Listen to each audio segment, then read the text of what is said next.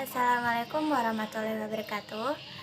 Perkenalkan, nama saya Nis. Saya dari Prodi PAI Lokal 3. Video presentasi ini dibuat untuk memenuhi tugas mata kuliah IAD atau IBD atau ISD dengan dosen pengampu Ibu Dwi Nuraini Dahlan MPD. Bismillahirrahmanirrahim. Di sini saya akan menjelaskan hakikat, fungsi, nilai, moral, dan hukum dalam upaya mendapatkan keadilan, ketertiban, dan kesejahteraan masyarakat dalam perspektif Al-Quran. Di sini saya akan membaginya menjadi 4 topik. Yang pertama adalah hakikat, fungsi, nilai, moral, dan hukum. Dan yang kedua adalah keadilan, ketertiban, dan kesejahteraan. Yang ketiga adalah perwujudan masyarakat bermoral dan taat hukum. Dan yang keempat adalah problematika nilai, moral, dan hukum. Latar belakang.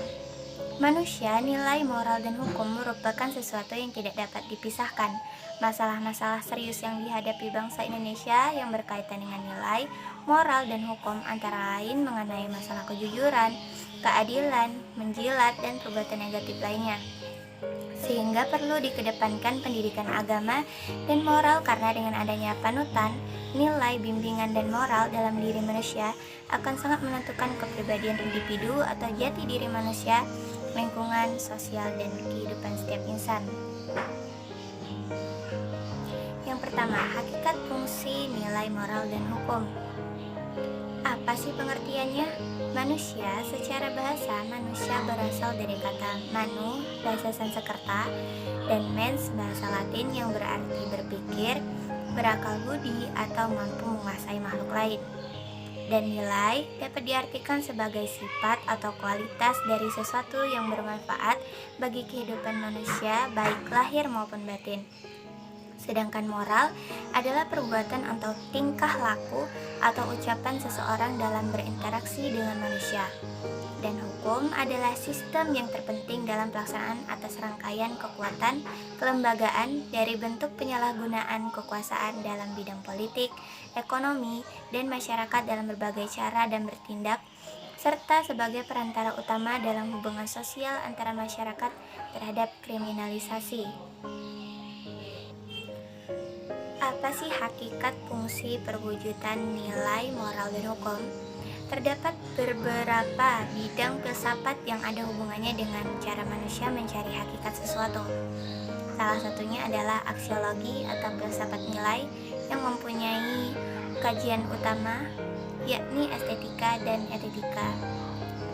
Yang mana dua hal ini berbeda pengertian, di mana estetika ini lebih kepada keindahan dan etika lebih kepada kualitatif. 3 jenis makna etika menurut Barthes. Yang pertama, kata etika dipakai dalam arti nilai-nilai dan norma-norma yang menjadi pegangan bagi seseorang atau suatu kelompok dalam mengatur tingkah lakunya. Yang kedua, etika berarti juga kumpulan asas atau nilai moral atau kode etik. Yang ketiga, etika mempunyai arti ilmu tentang yang baik dan yang buruk atau filsafat moral. Hubungan manusia dan hukum. Manusia dan hukum adalah dua entitas yang tidak bisa dipisahkan. Bahkan dalam ilmu hukum, terdapat adagium yang dikenal dengan berbunyi ubi societas ibi jus, atau di mana ada masyarakat, di situ ada hukumnya. Sedangkan hubungan hukum dan moral, hukum tidak akan berarti tanpa dijiwai moralitas, akan kosong tanpa moralitas. Dan moral walau berbeda tapi memiliki hubungan yang erat. Sebab pada kenyataannya ada hukuman yang bertentangan dengan moral.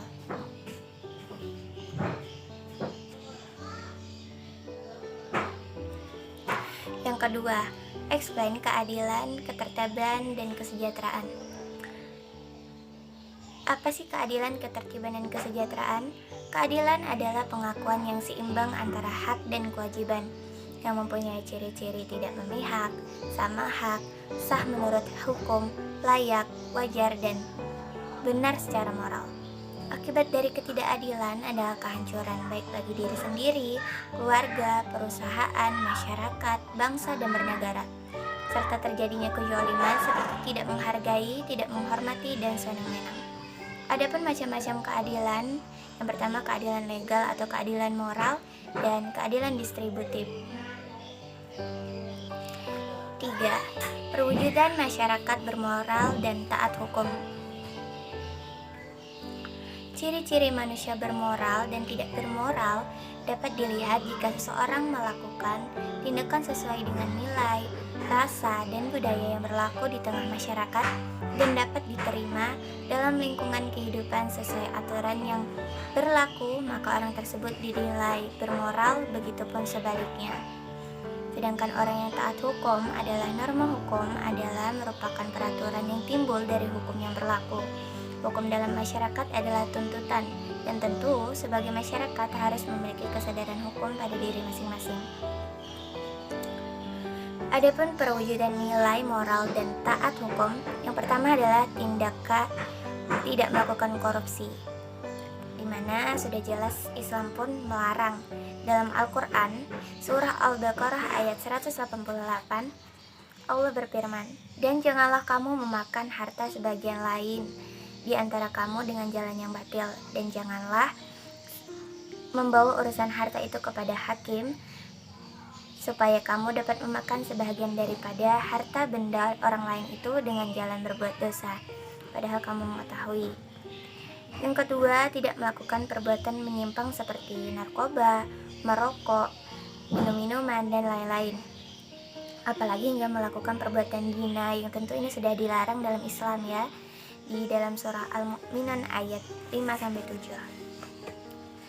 Yang ketiga, perwujudannya adalah mentaati peraturan yang dibuat oleh pihak yang berwenang. Dan yang keempat adalah gotong royong. Rasulullah SAW pernah bersabda dalam hadis yang diriwayatkan Bukhari, Muslim, Tirmidzi, dan Nasai, di mana tidak beriman salah seorang di antaranya sama dengan mencintai dirinya sendiri. Yang kelima, patuh pada orang tua. Hal ini juga tentu telah dianjurkan dalam Islam. Al-Quran surah An-Nisa ayat 36, Al-Isra ayat 23, dan Luqman ayat 19. Dan yang terakhir adalah tidak mencuri barang milik bangsa dan negara. Ini juga telah disebutkan larangannya di dalam surah Al-Maidah ayat 38 ya. Yang keempat, problematika nilai moral dan hukum. Ada dua pelanggaran. Yang pertama, pelanggaran etik. Kode etik profesi berisi ketentuan-ketentuan norma etik yang seharusnya dilakukan oleh anggota profesi. Bila seseorang melanggar kode etik profesinya, ia akan mendapatkan sanksi etik dan lembaga profesi. Yang kedua adalah pelanggaran hukum. Problematika hukum yang berlaku saat ini adalah masih rendahnya kesadaran hukum masyarakat, seperti pelanggaran terhadap perundang-undangan negara. Sanksi atas pelanggaran hukum adalah sanksi pidana tentunya. Beberapa problematika yang dihadapi Indonesia mulai dari terkecil adalah seperti banyaknya pengguna yang tidak membawa SIM, serta masalah perkawinan. Sedangkan faktor-faktor yang mempengaruhi adanya pelanggaran norma adalah individu yang sulit untuk menyesuaikan diri. Yang kedua adalah kurangnya ajaran moral yang diterima. Ketiga adalah adanya ketidaksesuaian dengan harapan individu. Dan yang keempat, ketidaktahuan individu terhadap suatu permasalahan dan adanya unsur kesengajaan. Baik, mungkin sekian dari saya. Kurang lebihnya mohon maaf. Saya akhiri. Wassalamualaikum warahmatullahi wabarakatuh.